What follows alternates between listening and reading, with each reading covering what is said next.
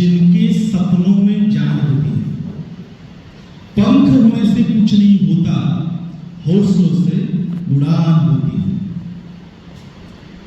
तुमचा जर हौसला बुलंद असेल तरच तुम्ही चांगल्या पद्धतीने आपलं करिअर घडवू शकता। पंख प्रत्येकाला असतात। तुम्हाला जेवढा मेंदू आहे तेवढाच आम्हालाही आहे। तुम्हाला जेवढे हात आहेत, पाय आहेत, तेवढे सर्वांनाच आहेत। पण तो त्यांचा वापर चांगल्या पद्धतीने करतो, समोर स्वप्न मोठी ठेवतो, तोच आयुष्यामध्ये काहीतरी करून दाखवतो। आपले माजी राष्ट्रपती अब्दुल कलाम यांनी सांगितलं होतं की स्वप्न मोठी पहा, छोटी स्वप्न पाहणं हा कायम आहे, गुन्हा आहे। म्हणजे आम्ही जर लहान स्वप्न पाहत असू, माझा शेजारी कसा आहे तसाच मी राहीन, माझ्या बरोबरचा माझा मित्र कसा आहे तसाच मी राहीन, अशी जर तुम्ही स्वप्न पाहत असाल तर तुमच्या आयुष्याची धूळधाण झाल्याशिवाय राहणार नाही। आणि म्हणूनच राष्ट्रीय सेवा योजनेच्या माध्यमातून विद्यार्थ्यांचं करिअर अगदीच चांगल्या प्रकारे त्यांच्या हातात बळ मिळावं म्हणून राष्ट्रीय सेवा योजना कार्यरत झाली। खरं तर आपले आदर्श म्हणून आपण जे उल्लेख करतो ते आज उपस्थित आहेत। अत्यंत चांगली कामगिरी त्यांनी वाडा तालुक्यामध्ये करून दाखवली। वैभव शिंदे हे तरुण अधिकारी अत्यंत चांगल्या प्रकारे काम करताना दिसतात। त्यांनी सांगितलं की आम्ही सुद्धा याच्यातूनच गेलो। राष्ट्रीय सेवा योजना हा उपक्रम ज्यावेळेस सुरू झाला तेव्हापासून आजपर्यंत म्हणजे खरं तर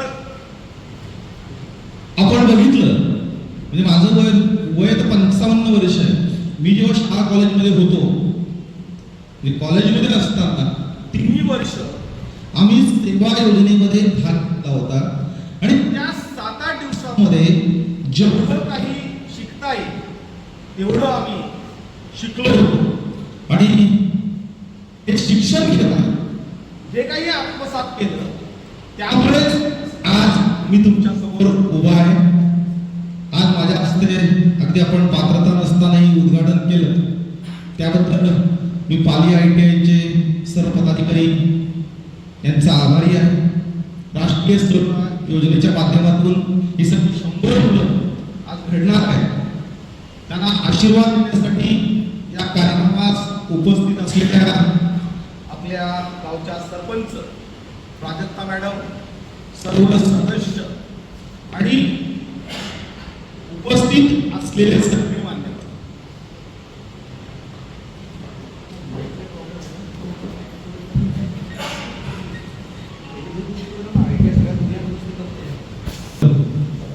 आजच्या कार्यक्रमास उपस्थित असलेले हे सगळे मान्यवर तुम्हाला मार्गदर्शन करण्यासाठी आलेले आहेत, तुम्हाला शाबासकी देण्यासाठी आलेले आहेत। पुढच्या आठवड्याभरामध्ये तुम्ही काय शिकणार आहात, काय आत्मसात करणार आहात, यापेक्षा कार्यक्रमाची सुरुवात होताना, कार्यक्रमाचं उद्घाटन होताना आपण नेमकं काय शिकणार आहोत किंवा आपण काय शिकलो याची परीक्षा घेऊ आपल्या। मला सरांनी सांगितलं, चोंगळे सरांनी, की सगळे विद्यार्थी आपले जव्हारचे, वाड्याचे हुशार आहेत। तुम्ही सगळेजण हुशार आहात, हुशार वाटताय की नाही? मग आपल्या व्हिडिओ साहेबांनी काय मार्गदर्शन केलं याच्याबद्दल कोणी सांगेल? त्याच्यामधून तुम्हाला कोणता पॉईंट घेतला, कोणतं वाक्य उचललंय की ज्या तुमच्या आयुष्याला कलाटणी देऊ शकेल? कोणी सांगू शकेल? बसलेलं कोणी? ठीक आहे, मी पुन्हा एकदा परीक्षा घेतोय। मी जेवढं बोलतो तेवढं फक्त तुम्ही माझ्या मागून बोलायचं, ओके? छत्रपती शिवाजी महाराज की। बरं, मी जेवढं बोललो होतो तेवढंच माझ्या मागून बोला। मी जे बोललो होतो तुम्ही सगळेजण जे बोललात। आपलं अख्खं आयुष्य असं चाललंय, कोणीतरी येतो आपल्या बिरसा मुंडांचं नाव घेतो, आपल्या क्रांतिकारांचं नाव घेतो आणि आम्ही फक्त जय बोलण्यापुरते उरतो। आपण जय बोलणारे नाही, आम्ही आमच्या क्रांतीवीरांचं नाव घेणारे आणि जपणारे ठरले पाहिजेत. सरांनी सांगितलं वाढवून येत आहे, वाढवून किंवा इतर जे प्रकल्प येतात साधारणतः 3 लाख कोटींपेक्षा जास्त रकमेचे प्रकल्प येत आहेत. पंतप्रधानांनी सांगितलं की ही 4थी मुंबई होते. पालघर ही 4थी मुंबई होत असताना ती एवढी आवाढव्य होणार आहे की पहिली, दुसरी आणि तिसरी या 3 मुंबई आहेत, यांच्यापेक्षा भव्य दिव्य अशी मुंबई ही आपल्या पालघरमध्ये वसते. आणि ती वसत असताना त्याच्यामध्ये आमचा सहभाग काय, आम्ही नेमके कुठे आहोत, तर आम्ही त्याच्यामध्ये कुठेच नाही आहोत. कारण ते जे तंत्रज्ञान येणार आहे, त्या ज्या गोष्टी शिकवल्या जाणार आहेत, त्या गोष्टी आम्ही आत्मसात केलेल्या नाहीत. आणि त्यासाठीच राष्ट्रीय सेवा योजनेच्या माध्यमातून तुम्हाला विविध माध्यमांची भाषणं ऐकायला मिळणार आहेत. पण तुम्ही जर ती भाषणं नीट ऐकली नाही, त्याच्यापासून काही प्रेरणा घेतली नाही, तर तुमचं करिअर उद्ध्वस्त होईल. ही संधी आहे तुम्हाला. या संधीचं तुम्ही सोनं केलं पाहिजे. आलो, टंगलमंगल केली, निघून गेलो. राष्ट्रीय सेवा योजना म्हणजे फक्त मौज मजा हे धरून तुम्ही जर डोक्यात आला असाल तर ते चुकीचं आहे. मला पूर्ण स्वागत म्हणजे काही आहे ते आत्मसात करायचं आहे. आज वैभव शिंदे साहेबांसारखे मार्गदर्शक तुम्हाला लाभले. म्हणजे खरं तर आमच्या काळामध्ये या गोष्टी घडल्या असत्या तर आम्ही अजून कुठेतरी पुढे असतो, पण आपल्या काळामध्ये ते काही जमलं नाही. आता शासन विद्यार्थ्यांच्या प्रती खूप प्रामाणिक आहे. विद्यार्थ्यांना जे पाहिजे ते देण्याची संकल्पना राबवली जाते. स्किल इंडियाच्या माध्यमातून तुम्हाला सगळे उपक्रम राबवायला मिळत आहेत. तुमच्या मोबाईलमध्ये एका क्लिकवर पूर्ण जगाशी तुम्ही संपर्क साधू शकता, चांगल्या प्रकारे शिक्षण घेऊ शकता. पण तुम्ही जर ते केलं नाही तर भविष्यामध्ये आपल्याला कोणीही विचारणार नाही. ही सगळी आपली गरीब घरची मुलं आहेत, बरोबर. ITI मध्ये येणारी मुलं ही सगळी बहुतांशी गरीब घरची असतात. जे श्रीमंत आहेत ते अगदी दुसरे कोर्स शोधत आहेत. म्हणजे मी स्वतः प्रचंड गरिबीतून आलो. तुम्हाला एक पुस्तक मिळालं शरदनगर, ते जर तुम्ही वाचलं तर तुमच्या लक्षात येईल की गरिबी काय असते आणि त्या गरिबीवर मात करून आम्ही तुमच्या समोर कसे उभे राहतो याचं उत्तम उदाहरण द्या. पण तुम्ही ते वाचलं तर, तुम्ही जर वाचलंच नाही, तुम्ही जर शिकलेच नाही, तर मात्र आपल्या उभ्या आयुष्यामध्ये आपल्याला आपले आजोबा कसे वारले, पंजोबा कसे मेले, बापाची अवस्था काय आहे आणि सध्या आम्ही काय करतो.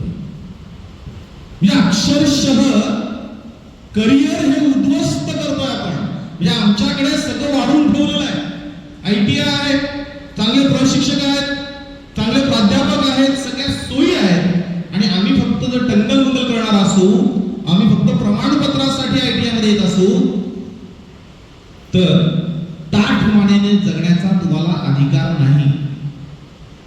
तुम्ही तुमचं करिअर जर चांगल्या प्रकारे करत असाल, चांगल्या प्रकारे सगळं साध्य करणार असाल, तर तुमचं करिअर घडेल, तुम्हाला नाव मिळेल, मान मिळेल, पैसा मिळेल, सन्मान मिळेल. सगळं काही मिळवायचं असेल तर आता ITI मध्ये जे शिकवलं जातं, प्राध्यापक जे मेहनत घेत आहेत ते जर पूर्णपणे ऐकलं, चांगला अभ्यास केला, म्हणजे आपले प्राध्यापक आपल्याला काय शिकवतात ते जर पूर्ण आपण शिकून घेतलं तरच आपण मोठे होऊ शकतो.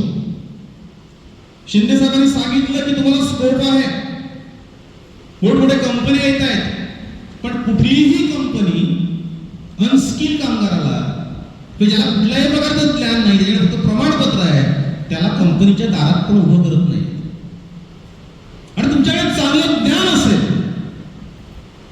तुम्ही परिपूर्ण शिक्षण घेतलं असेल, तर कंपन्या तुमच्या दारात तुम्हाला शोधायला येतील की नाही तू आम्हाला पाहिजेस, तू तुझा पगार बोल, तेवढा पगार मी द्यायला तयार आहे, तर तू आमच्या कंपनीत आहे. पण तुम्ही जर काही शिकलेच नाही, फक्त प्रमाणपत्र तुमच्याकडे असेल, तर तुम्ही नोकरी करण्यासाठी, स्वतःचा व्यवसाय उभारण्यासाठी नालायक ठरलेले असाल.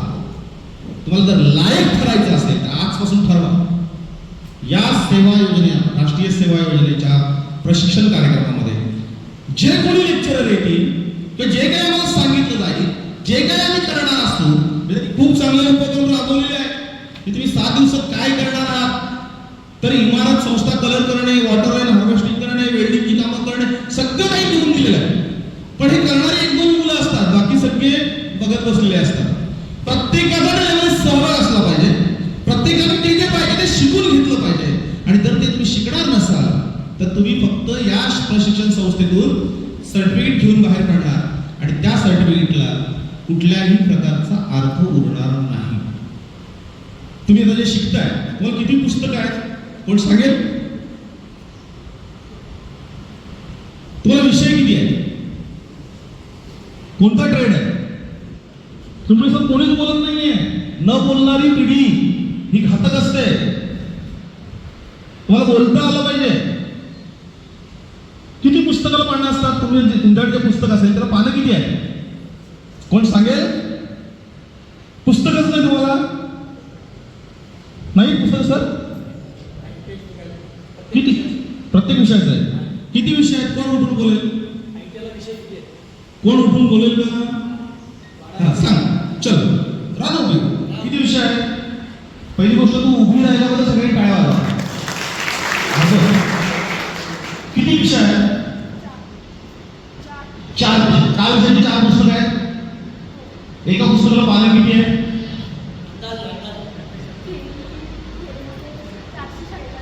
400 पानं. वर्षाचे दिवस किती? दिवसातून 1 पान जरी वाचलं ना तरी आम्ही परिपूर्ण चांगल्या प्रकारचं प्रशिक्षण घेऊ शकतो. बस आहे. अभिनंदन तुझं. रोज 5 पानं वाचा. प्राध्यापक ज्यावेळेस शिकवायला येतील त्यांनी जे काही शिकवलं ते पूर्ण आपल्या डोक्यात बसलं पाहिजे, पूर्ण तिथे लक्ष दिलं पाहिजे, नोट्स काढल्या पाहिजेत. मी तर सांगितलं वर्गात नोट्स काढाच, पण ज्या वेळेस सर विद्यार्थी बसतात आणि बाहेरची लोक मार्गदर्शन करायला येतात बसलं पाहिजे. तुम्हाला जे आवडेल,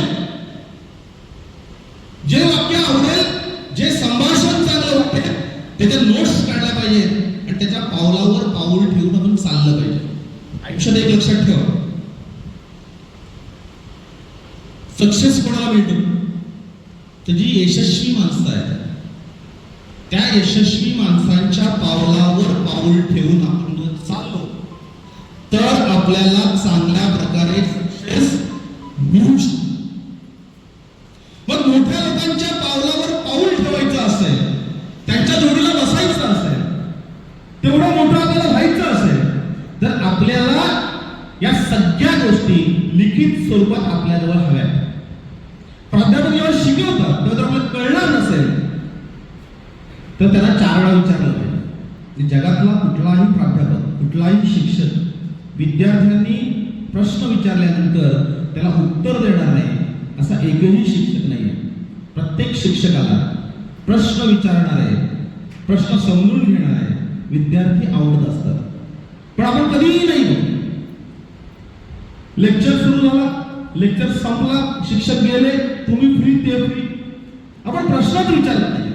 प्रश्न विचारला आपण शिकलो पाहिजे, नोट्स काढल्या पाहिजेत.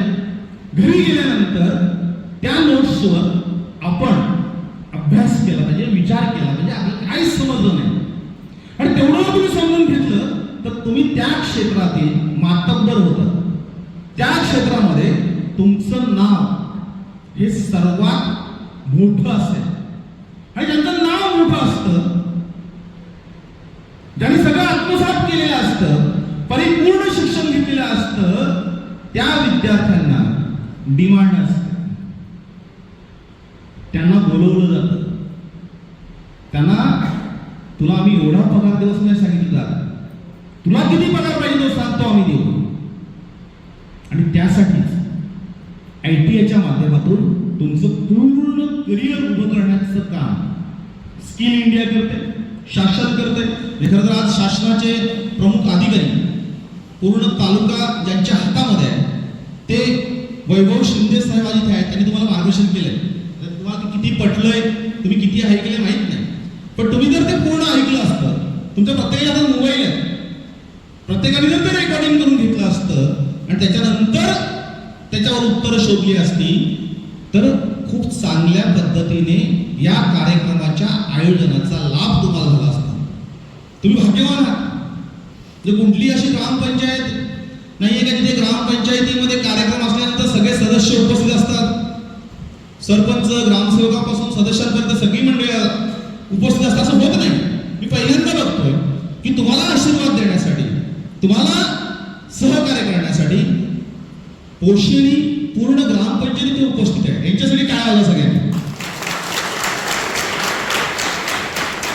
यांचा अमूल्य वेळ तुम्हाला देत आहे. म्हणजे बहुसंख्येने महिला बघतोय. म्हणजे बायका जर घरातून बाहेर पडली तर घरात सगळी कामं खोलवतात, बरोबर ना?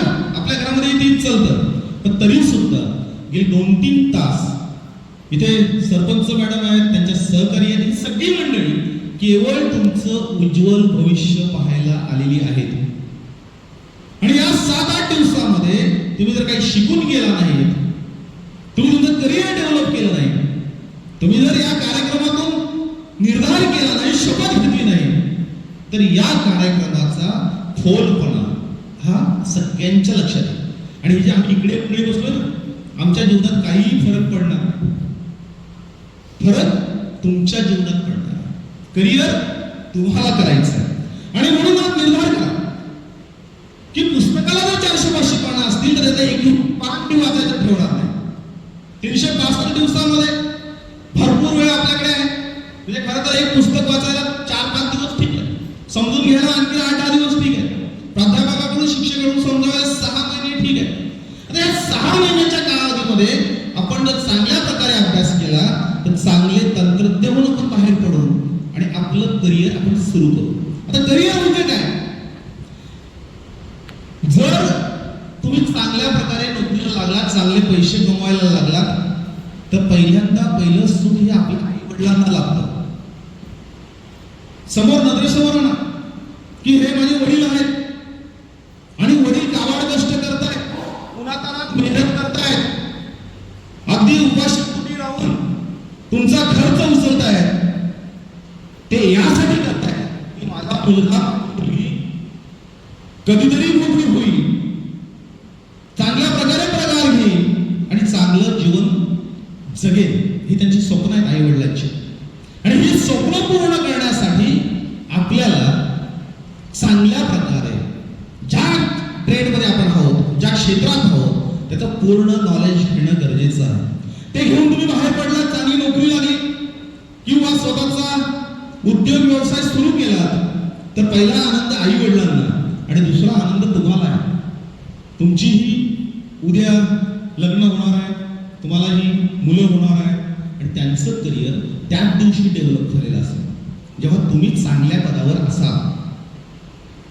तुम्ही जर काही शिकलाच नाही, चांगलं ज्ञान घेतलंच नाही, तर आता आपली पिढी जे जगते तेच तुम्ही जगा आणि तुमच्या जगण्याला कुठल्याही प्रकारचा अर्थ उरणार नाही. आणि म्हणून आजपासून पाली ITIच्या या भव्य दिव्य कार्यक्रमामधून आपण संकल्प करायचा. काय संकल्प करणार आहात? कोणी सांगेल? कोण बोलू शकतं? तुम्ही इथे कशासाठी आलेला आहात माहिती तुम्हाला? सगळं माहिती आहे. आम्हाला बोलण्याची डेअरिंग नाही. आयुष्यात 2 गोष्टी लक्षात ठेवायच्या. बोलायला घाबरायचं नाही. कुठल्याही गोष्टीमध्ये आपण खचून जायचं नाही. आपला जो निर्धार आहे तो 4 चौघामध्ये अगदी अभिमानाने सांगायला कसरायचं नाहीये. तुम्ही काय ठरवणार आहात? एकतरी विद्यार्थी सांगेल काही नाही, काही ठरवणारच नाही आहात. आजपासून तुम्ही मनातल्या मनात ठरवा. पण जर तुम्ही बोलायला शिकले नाहीत मित्रांनो, तर जगाच्या वातावरणामध्ये आपल्याला कवडीचीही किंमत नाही. शिक्षकांना पगार मिळेल, जे शिकवणारे प्राध्यापक आहेत त्यांच्या जीवनात काहीही फरक पडणार नाही. सरकार त्यांना भरपूर पगार देत आहे, फरक आपल्या जीवनात पडणार आहे. आणि म्हणून इथे बसलेल्या सगळ्या विद्यार्थ्यांना माझी विनंती आहे की जीवन बदलायचं असेल, जीवनाला कलाटणी द्यायची असेल, तर आपण सर्वजण आजपासून परिपूर्ण शिक्षण कसं घेऊ याकडे लक्ष देऊया. आणि त्या लक्ष देण्यासाठी, सर्व काही शिकण्यासाठी, तुमचं जीवन सुखी संपन्न होण्यासाठी, एकूणच तुमचं करिअर घडण्यासाठी मी तुम्हाला अंतःकरणापासून शुभेच्छा देतोय. आणि अगदी पात्रता नसतानाही मला इथे बोलवलं, माझा सन्मान केला, माझ्या हस्ते उद्घाटन केलं, त्याबद्दल मी सर्वांचा आभारी आहे. पुन्हा एकदा सांगतो, कौन कहता है कि आकाश को छेद नहीं होता, एक पत्थर तबीयत से तो उछालो यारो. आपण आकाशालाही भोग पाडण्याची क्षमता आमच्यामध्ये आहे, पण तो भोग पाडण्यासाठी पत्थर उचलताना, दगड उचलताना आपण तो पूर्ण क्षमतेने उचलला पाहिजे. धन्यवाद.